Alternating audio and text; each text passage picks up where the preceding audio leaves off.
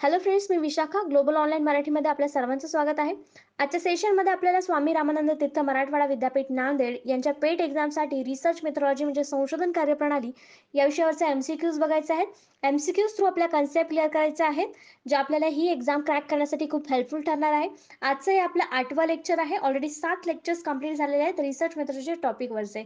जसं की आपल्याला माहिती आहे, एक्झाम ही 27 मेला आहे. सो आपण ही सिरीज स्टार्ट केलेली आहे, जी पूर्णपणे आपल्याला पेपरचा फर्स्ट पार्ट जो आहे तो कंप्लीट करण्यासाठी हेल्पफुल ठरेल.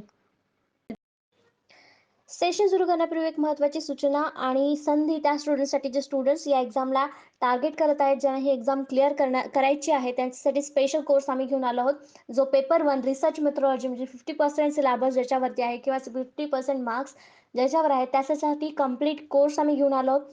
ज्या कोर्समध्ये तुम्हाला मिळणार full syllabus notes, full syllabus test series, full syllabus video lectures, full syllabus live crash course देखील याच्यामध्ये असणार आहे.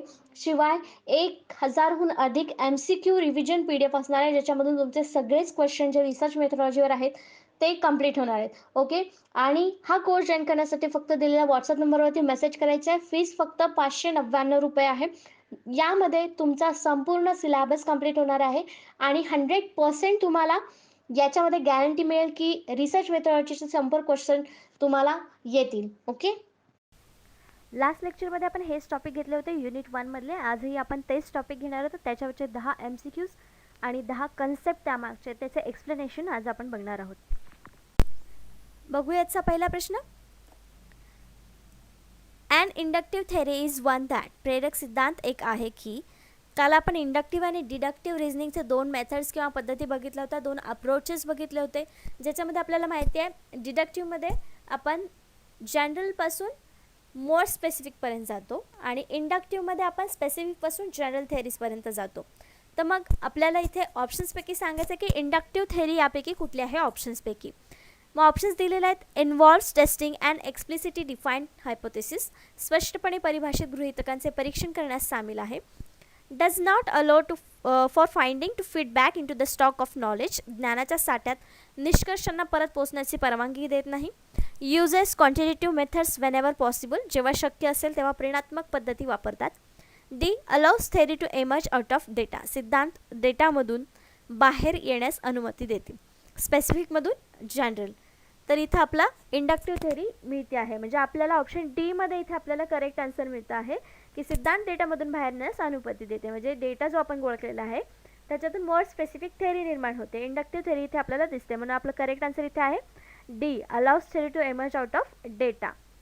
त्याचं एक्सप्लेनेशन कसं असेल आपण बघूया. In logic, we often refers to the two broad methods of reasoning as the deductive and inductive approaches. जे आपण बघितले ते deductive and inductive approaches. Deductive reasoning works from more general to the more specific, general to specific. Inductive reasoning works the other way, moving from specific observation to the broader generalization of theories. जसे की आपल्याला क्वेश्चनमध्ये विचारलं, म्हणजे जे options correct आलं होतं आपलं त्याच्यामध्ये डेटामधून आपण थेअरी काढणार आहोत, म्हणजे मोर स्पेसिफिक जनरलायझेशन करणार आहोत डेटामधून. मग इथं आपलं काय असणार आहे, इंडक्टिव्ह रिझनिंग असणार आहे. इंडक्टिव्ह थेअरी आपल्याला काढायची होती क्वेश्चनमध्ये आणि ते आपल्याला चौथ्या ऑप्शनमध्ये क्लिअरपणे मिळालं होतं, म्हणून आपला चौथं ऑप्शन जे होतं डी ते करेक्ट आन्सर होतं. नेक्स्ट क्वेश्चन बघूयाचा सेकंड नंबरचा. What is the epistemological position held by the पॉझिटिव्हिस्टद्वारे तात्विक स्थिती याला काय म्हणतात किंवा ज्ञानमीमांसा स्थितीला काय म्हणतात. तर एपिस्टेमॉलॉजी म्हणजे काय आपण सुरुवातीला समजून घेऊया. एपिस्टेमॉलॉजी म्हणजे एखाद्या ज्ञानावरती, म्हणजे एखाद्या विषयी खूप बेसला जाऊन आपण आणखीन माहिती घेतो किंवा त्याचा सोर्स शोधतो किंवा त्याच्याबद्दल आणखीन माहिती मिळवण्यासाठी प्रयत्न करतो, त्यालाच आपण एपिस्टेमॉलॉजी असं म्हणू शकतो. तर त्या एपिस्टेमॉलॉजीचं पोझिशन पॉझिटिव्हिस्ट जे आहेत त्यांचं काय म्हणणं आहे किंवा त्याला काय म्हणतात हे आपल्याला सांगायचं आहे. ऑप्शन्स आहेत. There is no substitute for in depth hermeneutic understanding of society. समाजाचा सखोल हार्मोनेटिक समजण्याला पर्याय नाही.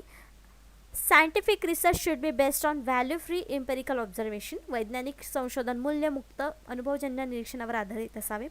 Events and discourages in social world prevents us from having direct knowledge of natural order. सामाजिक जगातील घटना आणि प्रवचन आपल्याला नैसर्गिक ऑर्डरचे थेट ज्ञान घेण्यापासून प्रतिबंधित करतात. It is important to remain optimistic about our research even when things go wrong. गोष्टी चुकीच्या झाल्या तरीही आपल्या संशोधनाबद्दल आशावादी राहणे महत्त्वाचे आहे. तर यापैकी कुठली गोष्ट आपल्याला जास्त पॉझिटिव्ह वाटते आहे, तर तेच आपल्या पॉझिटिव्हिस्टचं म्हणणं आहे किंवा त्यांचं पोझिशन जे आहे तीच आहे. तर यामधलं बी ऑप्शन जे आहे ते आहे scientific research should be based on value free empirical observation. म्हणजे मूल्यमुक्त असावा आणि अनुभवजन्य निरीक्षणावर आधारित असावं. त्यातूनच आपल्याला योग्य माहिती मिळेल आणि जे आपल्याकडे ऑलरेडी माहिती आहे त्याच्यावरचा आणखीन क्लिअर नॉलेज आपल्याला मिळेल. मग ऑप्शन बी जे आहे तेच आपलं करेक्ट आन्सर आहे की scientific research should be based on value free empirical observation. तर what is epistemological position held by positivist? That is scientific research should be based on value free empirical observation. तर हे आपल्याला सतत लक्षात राहावं म्हणून मी हे वाक्य 2-3 वेळेस रिपीट करते की आपल्याला कुठली पॉझिटिव्हिस्ट पोझिशन हेल्ड केली जाते एपिस्टेमॉलॉजिकलमध्ये. तर ही आपलं करेक्ट आन्सर इथे बी ऑप्शन आहे. Epistemology in business research as a branch of philosophy deals with the source of knowledge. तर epistemology म्हणजे काय? तर source of knowledge थोडक्यात आपण म्हणू शकतो. Specifically, epistemology is concerned with possibilities, nature, sources and limitation of knowledge in field of study. Alternatively, epistemology can branded as study of criteria by which researchers classifies what does and does not constitute to the knowledge. In simple words, epistemology focuses on what is known to be true. It is way of thinking opposite to ontology. तर इथे epistemology म्हणजे काय सांगितलेलं आहे त्यांनी की हे nature आहे, शक्यता आहे, सोर्सेस आहेत, लिमिटेशन आहे. कशाचं? तर नॉलेजचं. मी सुरुवातीला सांगितलं की एपिस्टेमॉलॉजी म्हणजे नॉलेजच्याच रिलेटेड ही एक कन्सेप्ट आहे की त्याच्यावर आपण जास्तीत जास्त सर्च करणं, त्याच्यावरती खोलात जाऊन विचार करणं किंवा त्याच्याबद्दलची नवीन कन्सेप्ट पुढे आणणं, नवीन नॉलेज त्याच्यामध्ये ॲड करणं एखाद्या स्पेसिफिक कन्सेप्टवर किंवा त्याच कन्सेप्टवर, तेव्हा त्याला आपण एपिस्टेमॉलॉजी असं म्हणतो. नेक्स्ट क्वेश्चन बघतो आपण 3rd नंबरचा. The interpretivist view of social sciences is that. सामाजिक शास्त्राचे दुभाषिक मत असे आहे की जसं आपण एका लेक्चरमध्ये बघितलं होतं की नॅचरल सायन्स आणि सोशल सायन्स हे 2 प्रकार आहेत सायन्सचे. तर त्याच्यामध्ये सोशल सायन्स म्हणजे सामाजिक शास्त्राचं दुभाषिक मत काय आहे ते आपल्याला ऑप्शन्सपैकी निवडायचं आहे, ऑप्शन्समधून सांगायचं आहे. तर आपल्या ऑप्शन्स आहेत ए, their subject matter is fundamentally different to that of the natural science. त्यांचे विषय मूलभूत विज्ञानापेक्षा भिन्न आहेत. We should aim to achieve the interpretive understanding of social action. सामाजिक क्रियेचे व्याख्यात्मक आकलन साध्य करण्याचे आपले लक्ष्य आहे.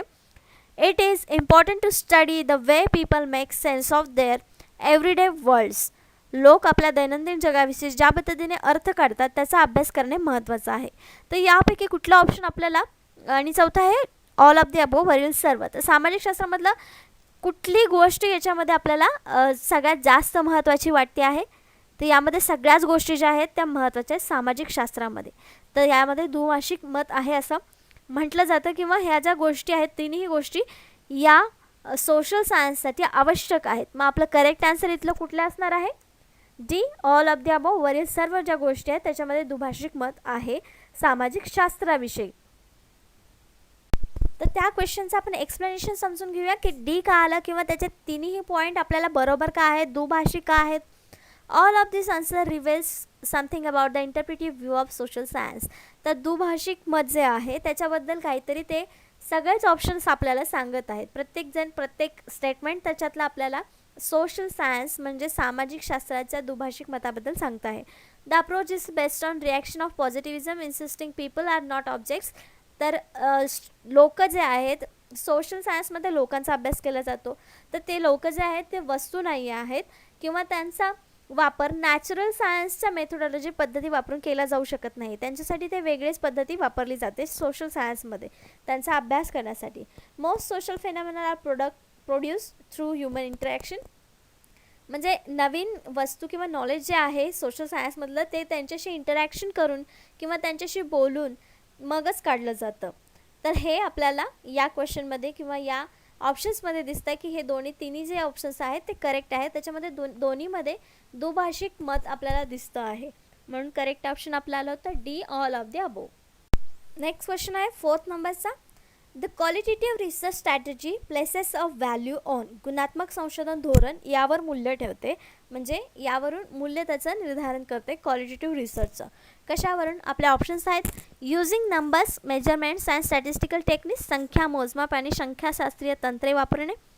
Generating theories through inductive research about social meaning, सामाजिक अर्थांबद्दल प्रेरक संशोधनाद्वारे सिद्धांत निर्माण करणे. Conducting research that is very high quality, अत्यंत उच्च गुणवत्तेचे संशोधन करत आहे. आणि D all of the above वरील सर्व. तर क्वांटिटेटिव्ह रिसर्चची स्ट्रॅटेजी आहे ते म्हणजे मूल्य गुण जे म्हणतात आपण ते या रिसर्चचे कशावरून कळतात, तर आपला ऑप्शन्स इथं दिलेले आहेत आणि त्याचं करेक्ट आन्सर आहे B, generating theories to inductive research about social meaning. का बी आन्सर आलं? कारण क्वांटिटेटिव्हमध्ये जे नंबर्स येतात ते क्वांटिटेटिव्हमध्ये येतात, क्वालिटेटिव्हमध्ये नाही, म्हणून आपलं ऑप्शन ए कट झालं. डी, त्यातलं ए नाही आहे म्हणजे डी ऑप्शन आपलं नक्कीच नसणार आहे, म्हणजे ए आणि डी ऑप्शन्स कट झाले. सी आणि बीमध्ये करेक्ट आन्सर बी आलं, कारण conducting research that is very high quality, अत्यंत उच्च गुणवत्तेचे संशोधन करणं म्हणजे ते मूल्य किंवा त्याची चांगली क्वालिटी आहे किंवा व्हॅल्यू आहे क्वालिटेटिव्ह रिसर्चची असं आपण म्हणू शकत नाही. मग इथे gathering theories through inductive research about social meaning, सामाजिक अर्थाबद्दल प्रेरक संशोधनाद्वारे सिद्धांत निर्माण करणे, हेच आपलं इथे करेक्ट आन्सर असू शकतं. गुड व्हॅल्यू किंवा धोरण जे आहे ते याच्यावरतीच आपल्याला दिसतंय क्वालिटेटिव्ह रिसर्चचं, म्हणून आपला ऑप्शन बी बरोबर आहे. We expect all research to be carried out according to the highest quality standards, tested for the validity, reliability and subjected to the ethical consideration. तर आपण प्रत्येक रिसर्च जे आहे त्याच्यामध्ये हायेस्ट स्टँडर्ड म्हणजे उच्च दर्जा आणि क्वालिटी त्याची चांगली असावी हे एक्सपेक्ट करत असतो किंवा धारणा करत असतो, ज्याच्यामध्ये वैधता असली पाहिजे, विश्वसनीयता असली पाहिजे, या तर आपण सगळ्याच रिसर्चमधून एक्सपेक्ट करत असतो, सगळ्याच संशोधनामधून एक्सपेक्ट करत असतो. Some research studies number of things lack their insistence and frequency of occurrence in relationship of things to other along this dimensions we call this studies quantitative. तर ज्याच्यामध्ये आपण फ्रिक्वेन्सी काढतो म्हणजे वारंवारिता काढतो, ज्याच्यामध्ये आपण संशोधन करून वारंवारिता काढून त्यातले रिझल्ट्स काढतो, तर ते आपण क्वांटिटेटिव्ह रिसर्चमध्ये करतो. Qualitative studies on other hand study the reasons people why do think they do, म्हणजे क्वालिटेटिव्हमध्ये काय करतं की पीपल म्हणजे लोक असं का करतात त्याच्या मागचं कारण आपण शोधतो.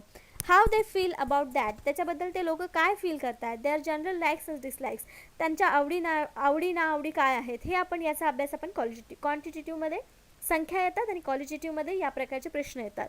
The problem is that quantitative studies frequently are interested in how many people feel the same way about something, and qualitative studies might want to show what percentage of respondents indicates particular feelings. For example, तर त्यांनी काय सांगितलेलं आहे, quantitative आणि क्वालिटेटिव्हमधला difference सांगितलेला आहे. क्वालिटेटिव्हमध्ये असं दिलेलं आहे की किती लोक एक सेम फिलिंग एक्सप्रेस करतात किंवा सेम फिलिंग सगळ्या लोकांना येते. नंबर जो आहे तो क्वांटिटेटिव्हमध्ये.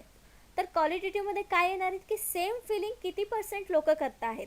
हा क्वेश्चन रिसर्चचा प्रॉब्लेम जो असेल तो असेल क्वालिटेटिव्हचा. तर एक्झाम्पल दिलं आहे, the real difference between them is more likely to be found in their underlying research orientation, with quantitative approaches being associated with the positivism and objectivism and qualitativism. Approaches link to interpretive and कन्स्ट्रक्टिव्हिझम.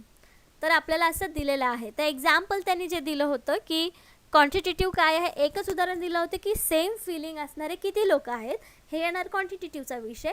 आणि ती feeling किती % लोकांना आहे, एक feeling किती % लोकांना आहे, हा झाला आपला क्वालिटेटिव्ह रिसर्च. त्याच्यामध्ये आपल्याला क्वांटिटेटिव्ह का रिसर्च म्हणजे कुठला आणि क्वालिटेटिव्ह रिसर्च म्हणजे कुठला आहे हे क्लिअर झालेलं असावं.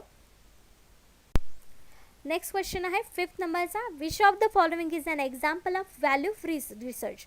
खालीलपैकी कोणते मूल्यमुक्त संशोधनाचे उदाहरण आहेत. लास्ट क्वेश्चनमध्ये आपण एक बघितलं आहे की मूल्यमुक्त संशोधन असावं, एक्सपिरियन्स बेस म्हणजे ऑब्झर्वेशन बेसवर रिसर्च असावं. तर तेच व्हॅल्यू फ्री रिसर्चचं उदाहरण कोणतं आहे ते आपल्याला सांगायचं आहे. ऑप्शन्स दिलेले आहेत, कॉन्शियस पार्शलिटी, जाणीव पक्षपात, सिम्पथी फॉर द अंडरडॉगसाठी सहानुभूती, अनस्ट्रक्चर्ड इंटरव्ह्यूइंग, रचना नसलेली मुलाखत. व्हॅल्यू फ्री रिसर्च काय असेल यातलं उदाहरण द्यायचं आहे. त्याचं करेक्ट आन्सर जे आहे ते आहे D, none of the above, वरीलपैकी काहीही नाही. त्याचं एक्सप्लेनेशन बघूया आपण की हे तिन्ही जे ऑप्शन्स आहेत त्याच्यामध्ये आपल्याला व्हॅल्यू नाही आहे असं आपल्याला दिसतं आहे, पण तरी पण हे आन्सर का नाही आहेत, D none of the above का आन्सर आलं ह्याचं. एक्सप्लेनेशन आहे values reflect either the personal beliefs or the feelings of researchers. तर व्हॅल्यू काय करत असतात वैयक्तिक बिलीफ आणि फिलिंग्स रिसर्चर्सच्या भावना ज्या आहेत ते प्रेझेंट करत असतात किंवा त्या दाखवत असतात व्हॅल्यूज. मग आपल्याला प्रश्नामध्ये जे दिलेलं आहेत ऑप्शन ए आणि बी ते फक्त इंडिकेटिव्ह ऑफ व्हॅल्यूज, ते कॅनॉट बी करेक्ट. ते इंडिकेटिव्ह आहेत व्हॅल्यूजचे, ते करेक्ट असू शकत नाही. ते रिसर्च व्हॅल्यू फ्री रिसर्चचे उदाहरण असू शकत नाही. आणि तिसरा ऑप्शन होता unstructured interviewing in research method. तर अनस्ट्रक्चर्ड इंटरव्ह्यूइंग ही एक रिसर्चची मेथड आहे, एक्झाम्पल नाही आहे रिसर्चचं. Typically used in qualitative research of strategies, म्हणजे क्वालिटेटिव्ह रिसर्चमध्ये ही आपण मेथड वापरतो interview unstructured interview. But method by itself cannot be regarded as value free value added. म्हणजे जे मेथड आहे ती कधी व्हॅल्यू फ्री किंवा व्हॅल्यू ॲडेड असू शकत नाही. So must be incorrect, making answer D is correct by default. म्हणजे त्यांनी सांगितलेलं आहे की मग हे तिन्ही ऑप्शन जर करेक्ट नसतील तर आपल्याला by default D option correct आहे असे म्हणावं लागेल. Can there be such thing as value free research might have been. म्हणजे असा प्रश्न आहे की व्हॅल्यू फ्री रिसर्च अशी कन्सेप्ट आली आहे, कन्सेप्ट असेल पण त्यामध्ये अजून व्हॅल्यू फ्री रिसर्च असा एखादा उदाहरण आपल्याला देता येणार नाही, असं क्वेश्चन अजून समोर आलेलं नाही आहे असं आपण सांगू शकतो. नेक्स्ट क्वेश्चन आहे 6 नंबरचा. An important practical issue to consider when designing a research project is. संशोधन प्रकल्पाची आखणी करताना एक महत्त्वाचा व्यावहारिक मुद्दा विचारात घ्यावा लागतो. तो मुद्दा कुठला? आपले ऑप्शन्स आहेत which theoretical perspective you find most interesting. कोणता सैद्धांतिक दृष्टिकोन आपल्याला सर्वात मनोरंजक वाटतो तो. हा व्यावहारिक मुद्दा झाला का? नाही. मग आपला करेक्ट आन्सर इथे हे नसणार आहे. Whether or not you have time to retire the bathroom first. आपल्याला प्रथम स्नानगृह टेकवण्याची वेळ आहे की नाही हे विचार करायचे. हा महत्त्वाचा मुद्दा आहे का संशोधन प्रकल्पाची आखणी करताना? नाही. See how much time and money you have to conduct the research. आपल्याकडे संशोधन करण्यासाठी किती वेळ आणि पैसा आहे. आणि D which colour of ring binder to present your work in. आपले कार्य सादर करण्यासाठी रिंग बाइंडरचा कोणता रंग हवा आहे किंवा कोणता रंग आहे हे महत्त्वाचे मुद्दे आहेत का? तर ए बी आणि डी वाचल्यानंतर आपल्याला लगेच लक्षात येईल की व्यावहारिक मुद्दा हा नाही. व्यावहारिक मुद्दा आपल्याला सी ऑप्शनमध्ये दिसतोय, एक पैसा दिसतो आहे आणि वेळ दिसतो आहे. मग आपल्याला करेक्ट ऑप्शन देखील तेच आहे. How much time and money you have to conduct हा विचाराचा मुद्दा जो आहे तो आपल्याला संशोधन प्रकल्पाची आखणी करताना लक्षात ठेवावा लागतो. हा एक महत्त्वाचा मुद्दा आहे. म्हणून आपलं करेक्ट आन्सर इथं सी आलेला आहे. तर त्याचा आन्सर हे कसं आलं आपण एक्सप्लेन करूया. It's ability to force us to transcend the constant impose by the scarcity of time and money. वेळ आणि पैशाच्या कमतरतेमुळे घालून दिलेल्या मर्यादा ओलांडण्यासाठी आपल्याला भाग पाडण्याची त्याची क्षमता आहे. At the outset we might persuade ourselves to tackle something we can achieve well even if it is not very exciting. जरी इंटरेस्टिंग नसेल, एक्साइटिंग नसेल तरीसुद्धा आपण त्याच्यामध्ये काहीतरी अचीव करण्यासाठी जेव्हा प्रयत्न करतो तेव्हा त्यातून चांगलं काहीतरी आपल्याला मिळतं. जेव्हा पैसे आणि टाईम आपण मॅनेज करू तेव्हा किंवा किती खर्च करण्याची आपली क्षमता आहे त्याच्यावरती. Rather than producing poor research on fascinating or important topic. Furthermore, we will force to consider target population and the likelihood of being able to construct probability samples. Practicality have to do with how you would implement your theoretical approach and the color of ring blender, while the certainty and important issue is an aesthetic choice. म्हणजे आपल्याला इथे सांगितलेलं आहे की जे रंग वगैरे विचारतात तर ते जे आहे ना तर तो रंग वगैरे जे सौंदर्य म्हणजे खुलवण्यासाठी किंवा सजावटीसाठीचा आहे. पण सर्वात पहिला जो पॉईंट आहे आपल्याला संशोधनाचा आराखडा तयार करण्यासाठी लागणार आहे तो आपल्याला टाईम किती आहे, आपण त्याच्यासाठी टाईम किती देणार आहे आणि मनी किती लागणार आहे, हा व्यावहारिक मुद्दा आपल्याला तिथे लक्षात घेतला पाहिजे. म्हणून आपलं करेक्ट आन्सर हे आलं होतं. नेक्स्ट क्वेश्चन आहे 7th नंबरचा. The constructionist ontological position suggest that. Last क्वेश्चनमध्ये आपण बघितलं तर epistemological position positivist suggest that. आता आहे the constructionist ontological position suggest that. बांधकाम व्यवसायातील अँटॉलॉजिकल स्थिती सूचित काय करते? ऑप्शन्स आहेत social phenomena that their meanings are constantly being accomplish by social actors. सामाजिक घटना आणि त्यांचे सर्व अर्थ सामाजिक कलाकाराकडून सतत केले जात आहेत. Individuals are born into the world of rule and structures that they cannot change.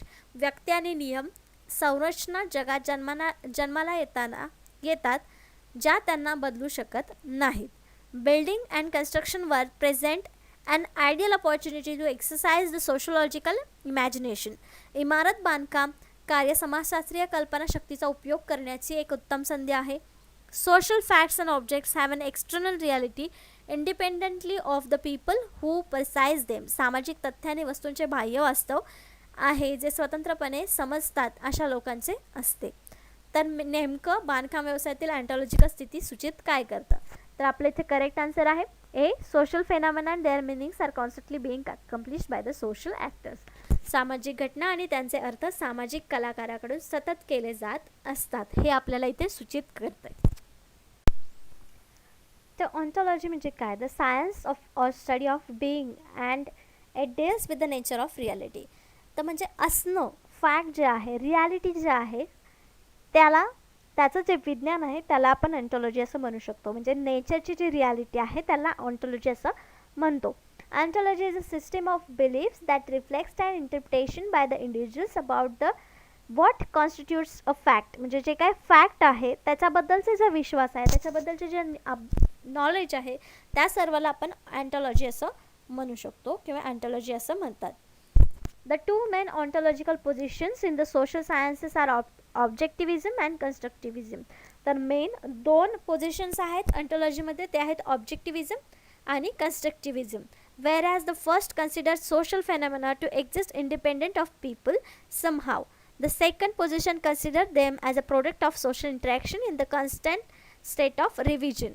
तर अशा प्रकारे ऑन्टॉलॉजी आपण समजून घेऊ शकतो आणि त्यातले मेन दोन पॉईंट आहेत जे ऑब्जेक्टिव्हिझम अँड कन्स्ट्रक्टिव्हिझम पोझिशन आहेत ह्या दोन ऑन्टॉलॉजीमधल्या. आणि अँटॉलॉजी म्हणजे फॅक्ट आणि फॅक्टचा अभ्यास, फॅक्टबद्दल जे नॉलेज आपण घेतो त्याला अँटॉलॉजी म्हणतात किंवा त्याच्यामध्ये आपण अभ्यास करत असतो.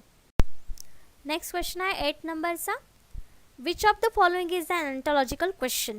तर अँटॉलॉजीवरचाच प्रश्न आपल्याला आता आलेला आहे की अँटॉलॉजी म्हणजे काय आपल्याला समजलं, तर त्याच्यावरचा प्रश्न कसा असू शकतो ते आपल्याला ऑप्शन्समधून सांगायचं आहे. पुढीलपैकी कोणता अँटॉलॉजिकल प्रश्न आहे?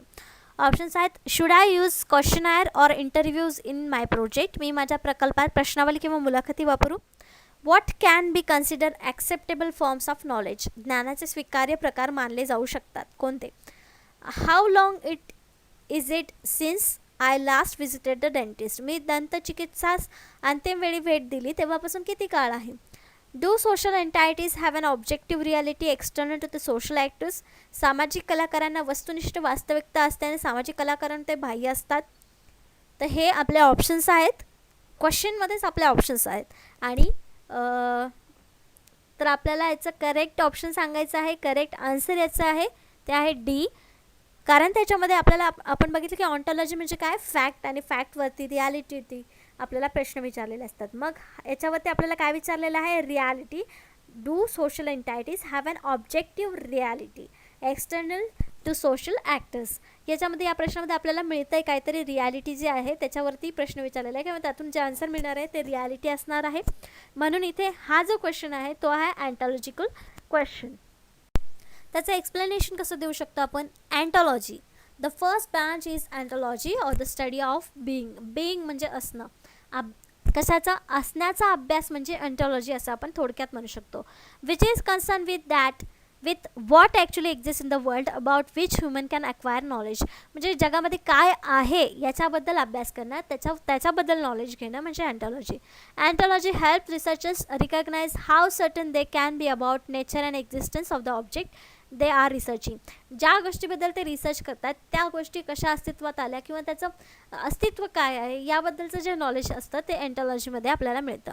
Wien we ask deep question about what is nature of the universe, or is there a God, or what happens to us when we die, or what principle govern the properties of matter, we are asking inherently ontological questions. तर हे रियालिटीवरती questions आहेत, रियालिटीशी related आहेत, फॅक्टशी related आहेत, म्हणून हे जे questions आहेत ते ऑन्टॉलॉजिकल क्वेश्चन्स आहेत. हे एक्झाम्पल दिलेले आहेत आपल्याला ऑन्टॉलॉजिकल क्वेश्चन्स कसे असू शकतात, म्हणून आपलं करेक्ट आन्सर तिथे डी आलं होतं जे आपल्याला रियालिटीवरती क्वेश्चन विचारला होता. नेक्स्ट क्वेश्चन आहे 9th नंबरचा. What is the grand theory. Grand theory म्हणजे काय आपल्याला सांगायचं आहे. तर थोडक्यात ग्रँड थेअरी म्हणजे काय की एखाद्या गोष्टीबद्दल, फेनॉमेनाबद्दल, पर्टिक्युलर गोष्टीबद्दल जास्त माहिती आपल्याला मिळणं म्हणजे ग्रँड थेअरी असं आपण म्हणू शकतो थोडक्यामध्ये. तर क्वेश्चन ऑप्शन्समध्ये काय दिलेलं आपण बघूया. One that was propose by one of the major theorist in the sociological tradition. सामाजिक शास्त्रातील परंपरेतील प्रमुख सिद्धांतापैकी एकाने हा प्रस्ताव मांडला होता. One that is highly abstract and makes broad generalization about the social world. एक अत्यंत मूर्त आणि सामाजिक जगाबद्दल व्यापक सामान्यीकरण करते. And intermediate level explanation of observe regularities. निरीक्षण नियमितपणाचे दरम्यानचे पातळीचे स्पष्टीकरण करतं. D a particularly satisfactory theory that makes the researcher feel happy. एक विशेषतः समाधानकारक सिद्धांत ज्यामुळे संशोधकास आनंद होतो. त्याचं करेक्ट आन्सर आहे B, one that is highly abstract and make broad generalization about social world. तर ग्रँड थेअरी हा जो विषय आहे किंवा कन्सेप्ट आहे ती सोशल सायन्स किंवा सोशल वर्ल्डशी रिलेटेड आहे, ज्याच्यामध्ये ब्रॉड कॅटेगरीमध्ये आपण एखादा स्पेसिफिक फेनॉमेनाचा स्टडी आपण जास्त मोठ्या प्रमाणात करत असतो. म्हणजे एक अत्यंत अमूर्त आणि सामाजिक जगाबद्दल व्यापक सामान्यीकरण करते, त्याला ग्रँड थेअरी असं म्हणतो. Grand theory is a term coined by American sociologist C. Wright Mills in the sociological imagination to refer the form of highly abstract theorizing in which formal organization and arrangement of concept takes priority over understanding the social reality. Social reality जी काही आहे ते समजून घेण्यासाठी ही concept आपण ते वापरतो आहोत, ज्याला बोलतो आपण grand theory. In his view, grand theory is more or less separate from concrete concerns of everyday life and its variety in time and space. तर ही जी थेअरी आहे ती आपल्याला more or less separate from बाकीचे जे theories आहेत त्याच्यामधून वेगळी आहे असं आपण म्हणू शकतो. तर ग्रँड थेअरी म्हणजे थोडक्यात काय, तर सोशल रियालिटीचा अभ्यास करण्यासाठी ही थेअरी आपण वापरतो. नेक्स्ट क्वेश्चन आहे 10th नंबरचा. Why might we say that quantitative research also try to study social meanings. आपण असे म्हणू शकतो की परिणात्मक संशोधन सामाजिक अर्थाचा अभ्यास करण्याचा देखील प्रयत्न करतं. तर क्वांटिटेटिव्हमध्ये आपण बघितलं की सांख्यिकीय माहिती वापरून जी काय माहिती आपण गोळा करतो किंवा रिसर्च करतो तो क्वांटिटेटिव्ह रिसर्च असतो. पण असं देखील आपण असं म्हणतो की परिणात्मक संशोधन देखील सामाजिक अर्थाचा अभ्यास करण्याचा प्रयत्न करत आहे. असं कुठल्या ह्याच्यावरून म्हणू शकतो. ऑप्शन्स दिलेले आहेत, त्यापैकी एक करेक्ट ऑप्शन आपल्याला निवडायचा आहे. ऑप्शन्स आहेत because the method they use most in that interview. कारण त्यांनी सर्वात जास्त वापरलेली पद्धत म्हणजे सखोल मुलाखत. Because they are written reports usually refers to the interpretivist epistemology. कारण त्याचे लिखित अहवाल सहसा इंटरप्रिटिव्हिस्ट इपिस्टेमॉलॉजी संदर्भ घेतात. Because survey and questionnaire are use to examine attitudes and opinions. कारण सर्वेक्षण प्रश्नावली वृत्ती आणि मते तपासण्यासाठी वापरली जातात. Because they observe human behaviour in laboratory. कारण ते प्रयोगशाळेत मानवी वर्तन पाहतात. त्याचं करेक्ट आन्सर एकच असणार आहे, ते म्हणजे सी, ज्याच्यामध्ये क्वेश्चनायर आणि सर्वे वापरला जातो की लोकांचं मतं आणि वृत्ती तपासण्यासाठी किंवा त्यांचे मतं घेण्यासाठी. मग डेटा गोळा करण्यासाठी आपण हीच पद्धत वापरतो आणि क्वालिटेटिव्हमध्ये देखील आपण तीच पद्धत वापरतो. म्हणून या ऑप्शनमुळे आपण असं म्हणू शकतो की क्वांटिटेटिव्ह रिसर्च जो आहे, परिणात्मक संशोधन जो आहे, तो सामाजिक अर्थाचा अभ्यास करण्याचा देखील प्रयत्न करतो, कारण याच्यामध्ये वृत्ती आणि मतं देखील आपल्याला कळतात. A lot of difficulties between quantitative and qualitative research stem from the consideration of meaning. आपल्याला भरपूर वेळेस कन्फ्युजन देखील झालं असेल की क्वांटिटेटिव्ह आणि क्वालिटेटिव्हमध्ये फरक काय आहे, त्याचा अर्थ वेगवेगळा काय आहे. It is argued that quantitative studies can reveal statistic but not those factor which produce the statistics. म्हणजे क्वांटिटेटिव्हमध्ये असं आर्ग्यू केलं जातं किंवा वाद आहेत की क्वांटिटेटिव्हमध्ये जो स्टडी अभ्यास करतो आपण त्याच्यामध्ये स्टॅटिस्टिक्स फॅक्टर्स यूज होतात. जे स्टॅटिस्टिक काढण्यासाठी जो डेटा आपण गोळा करतो किंवा डेटा जो वापरला जातो तो त्याच्यामध्ये येत नाही. Furthermore although what things are had what they mean fundamentally different. म्हणजे जे काय आहे आणि ज्याचे काय आपण त्याचा अर्थ निघतो ह्या दोन्ही गोष्टी मूळतः वेगळ्या आहेत. It is and meaning of things that shape people relationship with the world around them. On the other hand there can be little doubt that quantitative social research really are driven by the need to understanding meaning.